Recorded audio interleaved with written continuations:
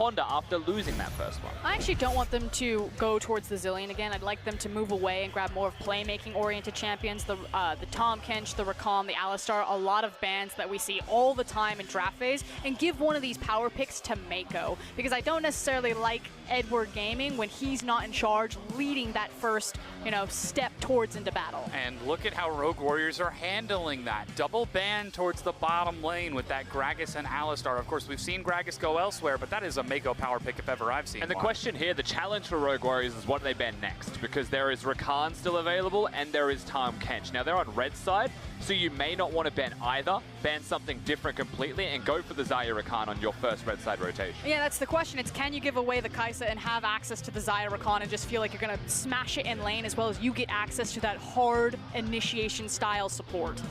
There's a lot of eyes towards the bottom lane in this matchup. As looking at a quick hover from EDG. It is the Rakan ban, so that means Kai'Sa and Kench are open, and EDG prioritized for Mako first. So maybe thinking that Ashe is just enough with the Tahm Kench that you can give away the Kai'Sa to SMLZ, and then again, you can have lane priority. Ashe, Varus, any type of champion like this. Rogue Warriors instead could decide to take a right turn if they don't lock in the Kai'Sa here and leave it open and say, okay, you're comfortable giving it away, so are we, but I guess not today. Early expectations here for Rogue Warriors may just be the Braum once again to be seen in the draft. One of the last remaining tanks in the support role for Kahlua to take at that Unsealed Spellbook. Does well into the Tahm Kench as well, just as a support 1v1 goes. So that's what you're looking at for Rogue Warriors in their first 3 picks, unless they find a flex or a champion that Doinb just really, really wants before Scout. And we didn't get to hype it up just because the Kai'Sa was coming in, but I do want to take a moment back to Mako. I said I wanted him on a playmaking champion. The Tahm Kench certainly fills out that role, and Edward Gaming are a completely different animal when their captain and shot caller is on that type of champion and can eat up that much map.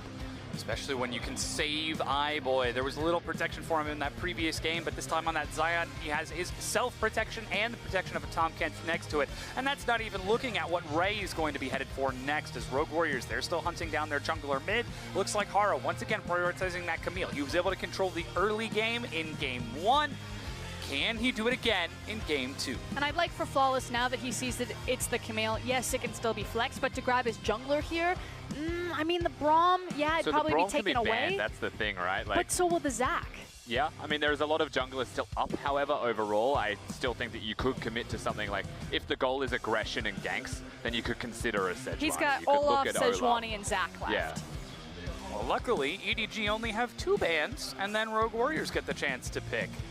So hopefully Flawless will find himself on something nice and comfortable, as it is a LeBlanc focus early on to limit down EDG a bit and keep Scout locked in the lane. My favorite game is Math with Dom.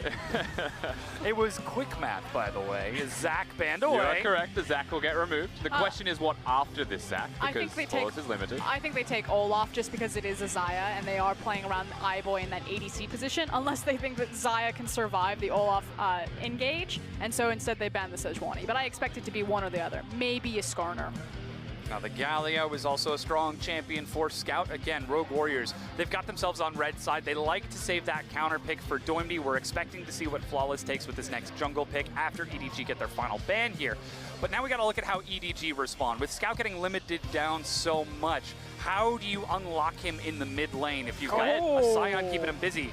That's a good way to keep him locked down. Yeah, the Kled. I mean, you can't sleep on Doinb, so they do respect him. They take away the Kled with the Galio with the LeBlanc removed. They look for the opportunity to focus on the middle lane. Rogue Warriors do note that they are on the red side, so you'd expect a jungler to be seen here, and then you would expect the mid lane to be countered. Whatever Scout goes for, Doinb with the deepest pockets you've seen in terms of counter picks, ready to go. Yeah, and he's got to find something weird, though, because that's Akali, Aatrox, Ryze, Kled, Galio, LeBlanc, possibly even the Gragas. He's done that into the mid lane.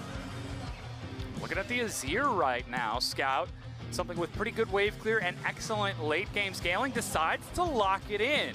Vel'Koz, Yeah. are you feeling it? I'm just not feeling Doinb Doinb counter. playing the pick, but I'm curious to see if he can. I mean, that's typically what you do. Maybe he goes for the Lulu. That's the old-time counter because you can outrange the Azir by placing the picks onto a champion and then shooting the Glitter Lance off of it. And this comes back to what we expected from this series. Massive team fights and very unique fringe picks as Maokai makes a return. Edward Gaming going back to the tried and true. Classic EDG. Of course they're going to make the Maokai work in this best of 5. That would be new. Doinby. He has played it in the playoffs once already, and he's going to lock it in as well. We've got the Yasuo in the mid lane, one of China's favorite champions at that. You can hear the crowd roar as it's locked in, and it goes into the hands of one of the super carries of Rogue Warriors. Just an interesting right turn from Doinby. I like the fact that he's saying, I am going to be that super carry. I'm going to step up. I'm going to play the Yasuo.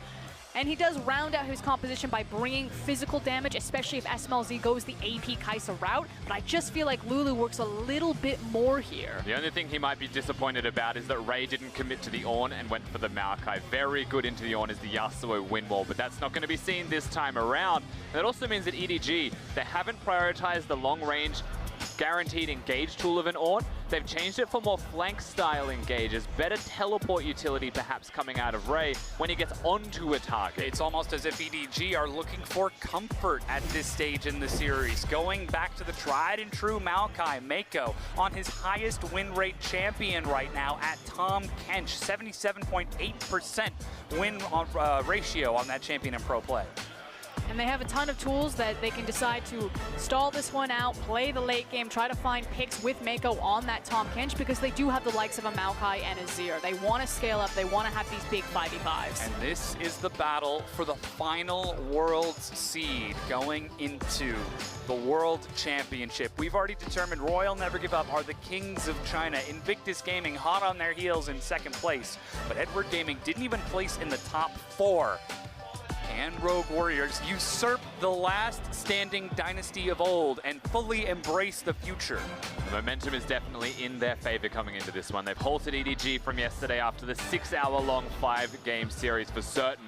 But now Game 2's come around. We've seen some differences from them. We've seen the Yasuo in the mid lane now. He's got a lot of knockups. He's got a lot of things to assist him. Rogue Warriors have still got that 5v5 there. And EDG have said, let's match it. Let's do it better later. Now we're loading onto the Rift. Rogue Warriors, they took Game 1, and they've got another strong momentum composition in this Game 2. Let's see who the crowd is going to roar for, because again, EDG, one of the largest organizations in all of China. Can they come back and show that the times have changed? They can still compete as we load onto the Rift for Edward Gaming versus Rogue Warriors.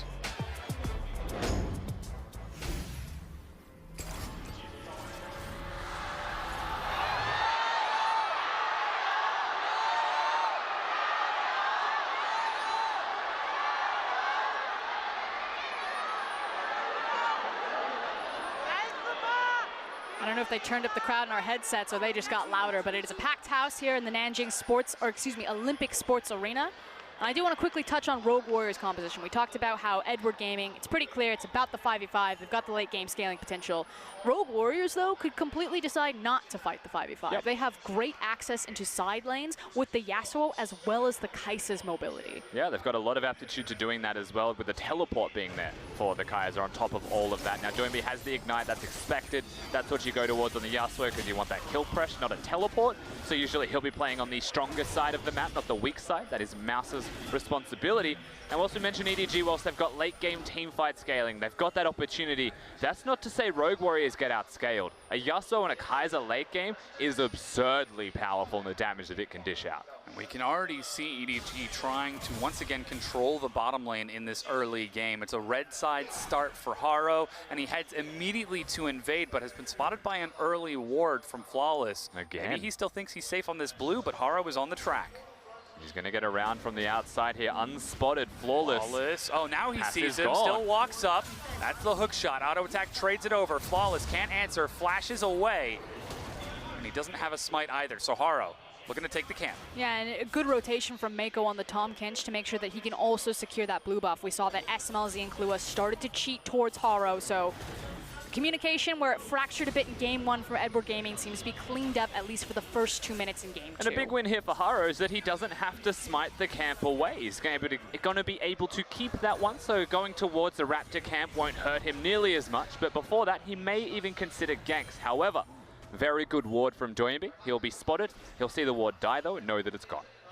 Still, Rogue Warriors going to have to play the same game they played in Game 1. Track Haro early around the map. Try to make sure that your lanes are safe to scale up and look for those mid to late game fights. Or let's see if Haro can find some unique and clever paths. And Flawless is looking at the big level 6 window naturally for the Sejuani, but especially when you have a Yasuo in the mid lane. People often really underestimate the burst damage that Sejuani can do at level 4 and 6, so these are the windows that I'm looking, and I expect it to be mid to allow this Yasuo to have pressure in those side lanes once the initial towers start falling down. In the bottom lane, that's actually a plasma stack from SMLZ getting damage against iBoy and Mako. The early push slowed SMLZ down, but Haro up top right now. Believe he's just been spotted by Mouse as he's denying the Krug camps and still just keeping Flawless down as much as he can. If Flawless was looking for that level 6, he's been denied a blue buff. He's being denied Krugs up top. So much of this is just pressure that Haro is putting down. When you look towards mid lane, you see Doinby struggling. Flawless, he's found his first opportunity. If they find the pick, they're not going to get it at all. But if they find it and they open up SMLZ, similar to what you saw in game number 1, suddenly a player who dies a lot in lane gets a lead, and Rogue Warriors much more confident around him.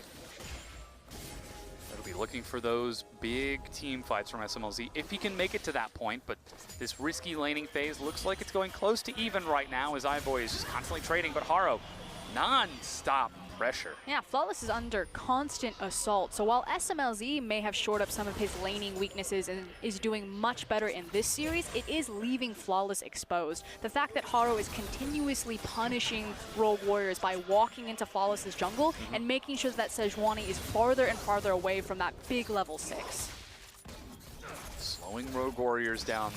Still very early into the game, but looking at some early CS advantage for Scout in that mid lane on Azir as Doinby taking the Conqueror's Yasuo. iBoy just needs to leave. He's got no mana to his name, so even staying there's a risk. Doinby on Yasuo has rotated up here at level 4. He's got Ignite. Very clever pathing, gets him up there. Looks for the autos, still holding on to the Ignite. Finally gonna drop it down, but gets knocked out. There's the Ignite Ray, is ticking the minions, even helping the final tick. Doinby gets first blood. And who is ever going to expect the level 4 Yasuo gank, especially into the Azir, finds the window where he has control of the mid lane, makes the rotation up, and makes it stick. And Flawless even gets to soak up a little bit of experience in this middle lane, and he has very limited jungle camps to look towards. Was waiting for the Raptors to spawn. I mean, the end result of this is wonderful for Rogue Warriors in what was a very dire start to this game. And you'll notice once the CS difference comes back, Scout is handling Doinby, but somehow, again, they find a one opportunity that they needed. All you need is a single window for Rogue Warriors, and they will bust in and start rolling down with some kills. But Scout, he's trying to maneuver around, but walks on top of a ward. And he has no precision tree as well. He's gone towards Inspiration secondary. So Time Warp Tonic to be seen with his Corrupting Potion, a bit more sustain in laning phase, but loses out on the Alacrity or the potential attack speed that we'd also get there that stacks up. Now it looks like EDG are setting a trap onto Doinby. He's level 5, gets swept back by Scout, dashes in, looks for the knockup array, dodges it by going under, and EDG answer back. Doinby accepts his fate, holds on to his flash, so he will still have that summoner in his back pocket, but great response from Edward Gaming. Yeah, definitely could have flashed to safety, but 3 people come down to make that one happen. A lot expended. Still good for EDG in the end, however, getting that trade kill across and going towards Haro, who's now further ahead again. Just forcing Flawless out of the jungle. Looks like Flawless is ready to trade back again. iBoy controlling bottom by shoving into SMLZ wave after wave. And it just feels like a pressure valve right now from Edward Gaming. The game plan is still exactly the same. It's all about their bottom lane. And it's now just a matter of time before Haro and Scout both commit to try to force down this tower, because it is eventually going to get whittled down as SMLZ's health bar is hanging on. Trying to recover with that refillable. Even going for fleet footwork for a safe lane and sustain. The scary thing, though, is Mako now level 5 means that the bottom side river for Rogue Warriors, it's going to go from bad to worse, because now you're going to deal with the Abyssal Voyage and the fact that Mako can be there at any time. Flawless is in a super precarious position. He has to be picture perfect in how he's going to navigate around this map, because EDG have drawn a giant target on him. And this guy knows exactly where the vision is and chooses to ignore it completely. Doinby placing control wards, working on the top side of the map, feigning as if he's a jungler of his own. He's going to make the ganks happen on the top side, but good respect from Ray in this case. He did back away very aptly, and he's going to be perfectly fine. Super carry Doinby looking to put on another strong performance for his team. Remember, he used to be the support style player, playing Karma, Lulu in the mid lane to support massive AD carries and junglers in the past, but now on Rogue Warriors, he's really stepped up as the captain, as the leader, as a massive carry in his own right. And when paired side by side with SMLZ and that supporting team, Rogue Warriors are absolutely a roster to be feared. And what was so interesting is taking the story, Doinby was all business. Normally he soaks in that spotlight. He'll throw his hands up, he'll meet the crowd, he relishes for those cheers and that loud noise. But today, very solemn face, he sits down, he's not jovial, he's not smiling, he wants this ticket. Yeah, and very solemnly, he'll continue to struggle in this middle lane 1v1. If you don't have immediate kill threat, if you cannot dual scout, you're in trouble. So am I, Respecting the weight of the stage from Doinby as Rogue Warriors, they try to take control over the bottom Scuttle Crab, but here it is, 9 minutes on the dot. EDG have just got some fresh buys, and they're already prepped to set up a path towards the bottom lane. Triple control war. But now it's what play does Rogue Warriors make? Flawless is making his back, and either he's going to walk immediately bottom because he expects the dive coming, or he decides to go mid and they throw out the Sejuani ultimate and try to instantly kill Scout. But that means that Doinby needs to look delicious and keep this Azir hanging around. The exact same punch every time from EDG. But here's something different. Haro turns on to the Mountain Dragon. Mouse doesn't have teleport, but he does have lane control, and Ray is trying to track him into the river as he's roaming. Flawless is spotted as he heads bottom, but he Haro is 6 pulls away from the Dragon. That's a big thing for Rogue Warriors. Flawless being 6, having that gank access, working with Doinby. It's not the easiest knock-up guarantee, but it is there. Doinby steps forward. Flawless still hovering nearby. Scout decides not to follow him, as it is Zerker Greaves for Doinby. He's able to walk it off in the river. And the thing is that they could have turned there because Scout was a bit extended. They knew that Camille was behind him, but maybe they had the burst damage. But Doinby didn't have access to the Zeal. He says, no, don't waste the ultimate just yet. I need to get this buy-in. Now we have the kill pressure. So again, Flawless, the same play. Is it going to be mid? Will Scout hang around, or will he get his back timer in time? And does that give Flawless the option to look bottom? Yeah, when you actually look at the gold in the pockets of Scout and Doinby, currently on the field, I should say, Zeal and Berserker Greaves, that's pretty much matching your opponent of Scout, who does want to recall and get that extra bit of advantage, and then the moment you would be looking towards that. So I agree, Frost, that was very smart of Rogue Warriors to back away, be cautious, get the Zeal, get the spikes, and try and be as strong as you possibly can. Yasuo wanting those crits. EDG, I'd say, doing a similar thing, controlling the lane, threatening Doinby. The best case scenario is they get the item. And this is Rogue Warriors showing some uncharacteristic restraint in this series against Edward Gaming. They're taking it slow. They're playing with patience, but they might be looking now. I was going to say, as you say that, the hammer, it's caster's curse. It's about to come down. Because the thing is Doinby wants to make the play. He just didn't get the opportunity because he didn't have the item. Now that he has the back, Rogue Warriors, just watch them. Like a snake, they're going to be looking for their striking point. This is some risky business from Haro. He'll be able to take it down, but note that his health bar will most likely be quite low during all of this time. Flawless. Mouse actually even spots him. That'll probably disengage Haro. He's 1 versus 2, starts charging, but gets snared in place. Here comes Herald, lands the knockup. Haro's down to 250 health. Mouse is still going. That's the Hextech ultimatum. Doinby is on the way, but Scout gets there first and finds the kill as Herald resets. Mouse will die. Mouse gives his life to make sure that the Herald isn't picked up and forces Haro back. So again, big opportunity for Rogue Warriors to now decide how they want to eat up the map. And note that the bottom lane 2v2 acknowledges that it's just exactly that. Junglers have been seen on the top side of the map. iBoy and Mako, they push up, they push forwards, they continue the pressure in this lane. SMLZ and Kahlua are hunting for kill threat here and there.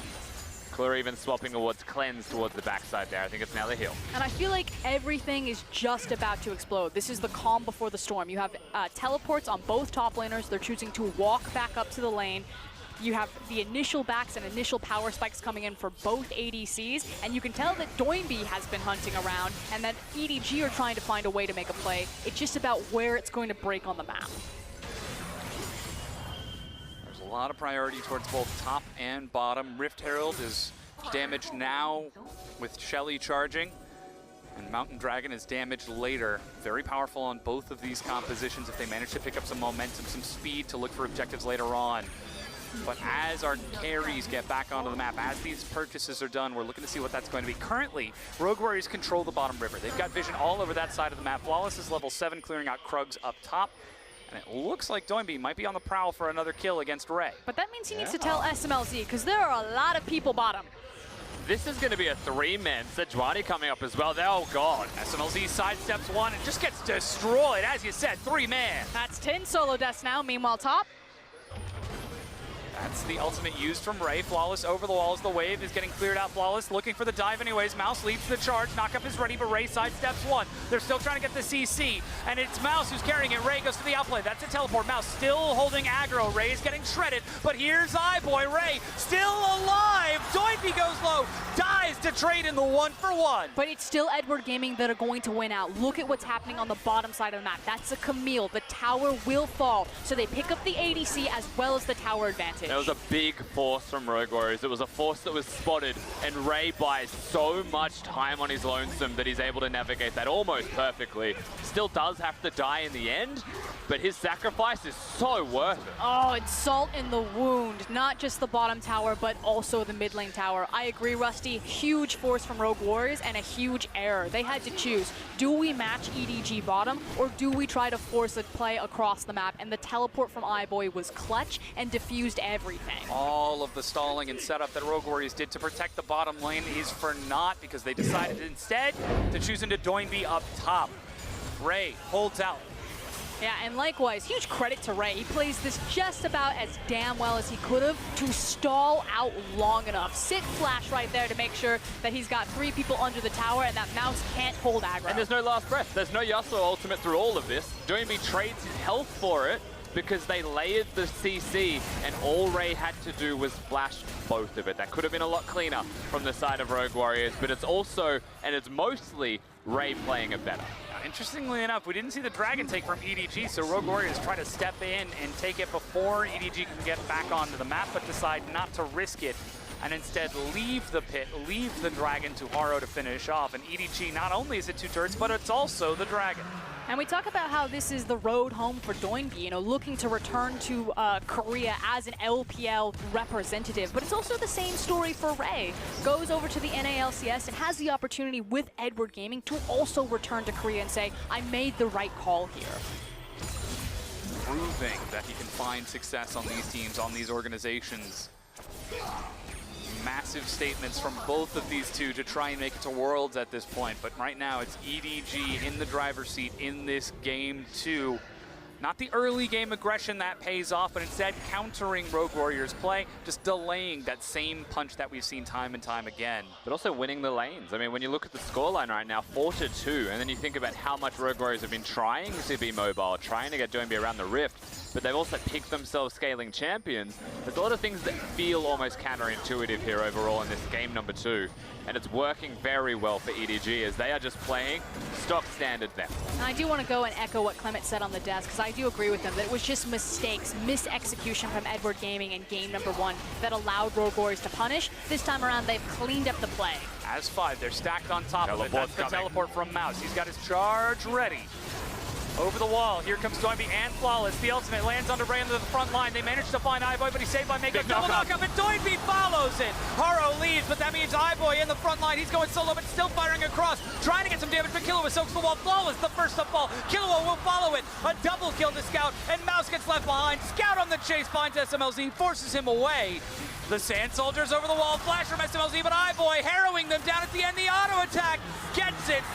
And another 4 kills over to EDG. And Doinby will be lucky to get out alive. EDG just wipes the floor with Rogue Warriors. Rogue Warriors take the decision, they make the play, but they don't even get the Rift Herald after this. Ray picks it up. And it's the fact that they then also have access to the top lane. Edward Gaming, it's not the 2-for-1 special, it's the 3-for-1 special. Rift Herald, the team fight, and the tower. A huge swing of gold. And for me, this is Zerwall was picture perfect to split Rogue Warriors and allow safety for iBoy and Scout. This is amidst a big knock-up as well coming out from Mouse. Getting the last breath combo, but not onto iBoy because Mako gobbles him up, keeps him alive and buys time. And you can see the wall of separation that you mentioned. Does wonders. iBoy, of course, stacking up the feathers, knows exactly when to rip them back. And you're also seeing why the Tahm Kench is just so important for Edward Gaming. iBoy, he was caught out a lot in game number 1, also caught out this time around in game number 2, but quick thinking for Mako, gobbles him up, spits him to safety. And look at the item buy on Scout. 204 and a Magi Soul Stealer. When Worlds is on the line, he puts on a carry performance yesterday and says, hey, just because game 1 wasn't that great, I can absolutely do it again in game 2. He does have the cleanse, he has the stopwatch available as well. So in terms of killing this Azir, it is a difficult thing to do for Rogue Warriors, especially when you look at the damage on their composition. Kai'Sa being 0-2, diving into the backline on an Azir is most likely going to be death for her, and Yasuo needs the combo of a Sion to be there, and he can disrupt that. And what Yasuo needs right now is not just the combo for the team fight, but he needs the gold to even put himself in that type of position. So right now, Rogue Warriors, they need to stall it as long as possible and start funneling free resources onto 2 very hungry carries in that Kai'Sa and that Yasuo, which means that with this Tahm Kench, EDG, they can really punish Rogue Warriors and start ripping them around the map and forcing them to respond. And now game 2, EDG are in their element. They've got the gold lead, they've got the control of the map. And Baron spawning in just over a minute. Rogue Warriors, if they need to sit back and defend, they have to be able to put up enough of a fight to stall out around what is inevitably going to be a Baron as SMLZ steals away his red buff before making his way back to base. Can Rogue Warriors hold on to their map without giving up pressure around the Baron, without giving up pressure around EDG? And speaking towards EDG, you saw the set yesterday against JD Gaming. You'd know it went to 5 games and they would start with leads. And they would take a very long time to translate those leads into map victories. But right now, with the comp they've got, with the momentum that they've got, it may well accelerate. Just want to take the note of the replay, the fact that SMLZ, Hope is still alive. He did manage to snipe that red buff, but Mouse. Shelly, here she goes. Mouse and Doinby are flanking, but they need to draw the line somewhere. Flawless eats some hits. Doinby finally shows himself that Flawless is snared. The turret will die, but they found Haro on the side. Mouse tries to ultimate away. He manages to force a flash out of Brave, but EDG are collapsing too quickly. And Rogue Warriors, they give up too much ground. And frankly, it looked like the defensive vision setup from Edward Gaming. They know that Rogue Warriors, the only way back into this moment is through a flanking play like that. Haro either looking for a play himself or actually just setting and scouting out with that defensive vision line, finds Mouse out of position and immediately punishes. Yeah, the wards are in place, and now we crest over to 20 minutes as well. EDG, whilst they could consider the Baron, they look towards mid lane. They've got 10 seconds now without Sion there, and Rogue Warriors, their wave clear is very lackluster. Without any items on that Kai'Sa, with Doinby still looking for a flank, they are just giving up more and more. A tier 2, an inhibitor turret, the inhibitor itself. 20 minutes in, Rogue Warriors, they needed to sit back and defend. Well, now they are forced to. And now this Yasuo pick particularly being punished, not only because of the expensive itemization and the time that it's going to take to empower him, but the fact that he offers virtually nothing to stop this style of composition from sieging the towers. Normally you can skate by because you have access to the wind wall, maybe you can delay some of those projectiles, but he has to be on the front lines to clear the wave. Kai'Sa, mid-range ADC, and so their towers are just going to fall so easily to a siege tool like Azir. Let alone the Maokai that can be on top of him as well. One of the most mobile champions in a minion wave is a Yasuo, but Ray can say absolutely not to that. Press the W and lock him down in place. So very unsafe pretty much at all times and no access to side lanes. I'm not sure if he can take the 1v1 against Scout at this point. Super carry Doinby, perhaps trying to bring out the flare in this series too soon. It was only game 1 that he managed to win. But this Yasuo going head-to-head against Scout has not paid out during the laning phase. He was able to try and accelerate Mouse, but that's a tank. There's not that much that Sion can do against this. But now 21 minutes in, super minions flooding down the mid lane, and EDG are maneuvering around the Baron. And Mako, again, captain shot caller. He knows exactly what he's want. He's leading the charge with the Tahm Kench, has access to the Grey Health, so very safe to do so. And they're starting to close the net around Rogue Warriors. And he's living in the future, Mako. Everyone here is in 2018. He's in 3018. Presses Ghost to get that sweeper to cover more distance and better ward placements. Can't keep up with Mako. Tactical brilliance. Wind wall will keep this turret safe for just a little bit as the finally getting cleared out, but still, even just with 3 minions with a single hit each is enough for EDG to finish off the turret, because that is a very large Azir. 2 full items and the Magi's at 10 stacks. iBoy's at another 2 with a BF sword looking for his Infinity Edge. EDG are accelerating the pace of the game outside of Rogue Warriors' control. It feels like a situation where Rogue Warriors are actually on clock, if not just slightly behind, but like you're saying, EDG are just so far ahead of clock and they don't need to turn towards the Baron. If they can get it for free, that's great. Oh, hang on. That's Mako caught by the ultimate. iBoy takes to the skies. Mako with the save, but there's the follow-up from Doinby. They dogpile onto him. Mako will dive at Doinby, and SLC chase onto iBoy. That's 2 members dead. Now it's up to Scout. Can he do the damage to stall this? Ray joins in, but Haro's on the Nexus. He's backdooring in the meanwhile. And EDG, they're just trying to go for the game. It's going to be stalled out. Scout goes in. They do get canceled. Haro still going one after the next. And he's on to the Nexus, and Edward Gaming.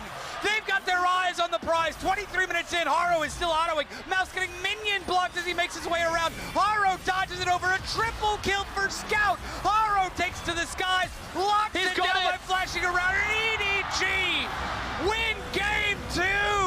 And you never expect a player like that to make that type of play. Yes, Edward Gaming, huge organization, so much history behind them, but that wasn't Clear Love, that was Haro. He's played about half the games this split for Edward Gaming and makes the clutch play in game 2. Just when you think Rogue Warriors have got the team fight, you see them get the kills, you see iBoy go down, the camera pans to the new jungler of EDG, and he pulls off the modern day Expeke with Camille, dodging around, had the minions to assist him, but he comes up so clutch.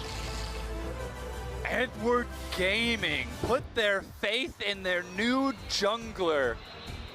And sure, even if Rogue Warriors have been able to win the fight, take a massive team fight, turn things around, it was still a long way to go, but EDG and an absolute trust fall allow Haro to catch them and equalize it to 1-1, bringing us down to a best of 3 for the final world spot. Looked like disaster there initially. You can see what Edward Gaming were thinking about. Like, we can approach this tower. We've got the Azir wall. They engage. We'll just disengage and reset. They wanted to play the map game. So still reminiscent of the fact that Edward Gaming playing multiple lanes at once, playing pressure points, but still caught off guard a little bit by how aggressive Rogue Warriors can be. I mean, that game ended with 4 kills on the side of Rogue Warriors, and most of that was in the last fight. That was an absolute shellacking 23-minute victory for EDG. They never looked like they were going to lose that game. From the minute they picked Azir and they played the 1v1 and had control there, Scout just did too much around the Rift, and Ray, diving him seems impossible. Yeah, and that's the momentum difference. If they can keep Flawless from affecting the lanes, if they can prevent Doinby from getting too far ahead, Rogue Warriors need more time to reinvest, and that buys enough time for EDG to play within the pocket during that mid-game. But now it's time for our analysts to break down that Game 2 EDG win. Thanks, guys. And honestly, that felt like just complete containment from EDG from start to finish, coming out of the draft right through the laning phase and all the way into the first team fight. And that was essentially the end of the game. And everything starts from the jungle once more. We have to remember, Flawless was the one we called the Hunter. He was supposed to be the solo kill duelist in terms of the jungling, but this time he's completely capitulated to Haro. He's saying, take everything you want, I'm going to stand back and just look for the big tank players. At this point, I actually expect Game 3 Rogue Warriors are going to bring on Holder and Kiwi because there isn't that much of a difference. Oh, well, all right. You're thinking steps ahead. I'm thinking steps ahead, but that's the main point. You're right about the tank point in a second. Because ultimately, the early invade, blue buff steal, pushing Sejuani back, you already saw for a good majority of the game, Camille is usually the jungler that falls behind in experience to the AoE junglers, the tank junglers. This was a game where you didn't have your biggest camp, and she was being pushed around. So that was step 1. And to your point in Game 1 about containing, having the strong lanes, that happened in Game 2 for EDG. So kudos to you. I mean, I was like, I don't trust you to make 0 mistakes, but it felt like that was the case here for EDG. Yeah, definitely. And you have to remember, he actually spotted out Haro going for his blue buff in the level 1 as well. They had the wards in place. Yeah. He still went for it, still blew his flash early, right like Game 1. So that point has to change if Rogue Warriors wants to hang on. Also feel like the first big play of both games just spiraled out of control both times around, especially when it was in top lane this time with Ray, and he just unbelievably safe in the top side. 1 versus 3 makes the play happen somehow, and EDG end up taking an incredible amount off of this. One point is I love the fact that Rogue Warriors have been going for this, right? Because the first kill going to Doinby for the first dive, Ray was ready for this. He was prepared. The TP was just for insurance. Ray didn't even need it! Able to come down, trade the kill. Sure, Doinby gets that in his pockets, but across the map, That was EDG taking ownership and pushing out lanes, chipping at the towers. And honestly, you have to just give praise to Ray. That was such a good mechanical play. He dodges out the flash from the Q3, doesn't get knocked out by the last breath, and then uses the bind onto Yasuo. So when he's holding onto it, when he knows he can finally get the last breath, he still can't use it because he's rooted in place. So very well played with the Maokai. EDG with the classical top lane pick. When it really comes down to it, they always turn back to Maokai. And a small point, too, is that he really forced the three people who are diving him to, toggle into champions target only, because at the very end, he was just hiding underneath the turret. So you're either hitting the turret or him. So he understood what he needed to do to get himself out of that situation. He played it perfectly. Yeah, just really impressive stuff, and that was 2 towers on the bottom side and then complete control over the map, then set up the next play towards Herald. And from here, it's just like, okay, now's your time, Rogue Warriors. You're not too far behind. You should be able to take a team fight because this is what you're known for into the EGD, and you're expecting this is the time when they start to come back. And this is the biggest turning point. Mouse played this really well. He got the initial knockup onto iBoy, but iBoy still gets gobbled up by Mako, and he pops back out the other side, still able to do damage. If the first initial hit does not find a carry on EDG's side, there's no way that Rogue Warriors can finish it. The best part about this scout point, the Azir, the ultimate, really just isolating members and just being able to chase them down. The ulti was the MVP, allowing iBoy to free fire. Yeah, Scout really came up clutch in that game, and again, it seems like it's the year of Scout right now, and you know what? He's going to get MVP as well. Congratulations, Scout, for that one. And he's just been playing out of his mind throughout the playoffs and throughout the year, and it's just like, it feels like at some point Scout's got to get rewarded, and here it is. It's funny.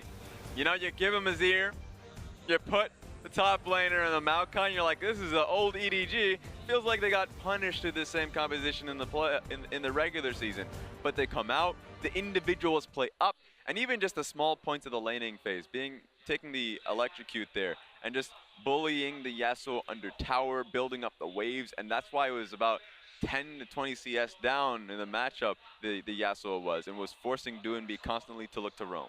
Definitely, and you have to remember, this is actually the second time Doinb has been on this Yasuo. It's not a very familiar combination for Rogue Warriors, and what I really want to see is more effect coming in from the jungle towards the laning phase. You have to remember, Flawless, not a single Sejuani out throughout the entirety of the laning phase. Never found a target. If you're going to sit back for the early game, you have to show up once you're post 6. He doesn't do that. So if that doesn't change, I don't see hope for Rogue Warriors. Yeah, and then I have to revisit the conversation you were talking about in the top and the jungle side. Do you bring in your subs? Because I feel like from the third place match, that's something that you don't do in these high pressure situations. Felt like they did very well towards the end of the split when there were no stakes, but you add those stakes in and Holder suddenly falls apart, Raz. Yeah, and here's the risk, because you don't want to knee-jerk or overreact to this situation just because you have clear memory of what Holder output in the last series. And also, Mouse was the MVP of Game 1, so team fighting needs to be coming through strong for Rogue Warriors. The one thing I would change is the draft here, because they, once again, that was revisiting the problems of Game 1,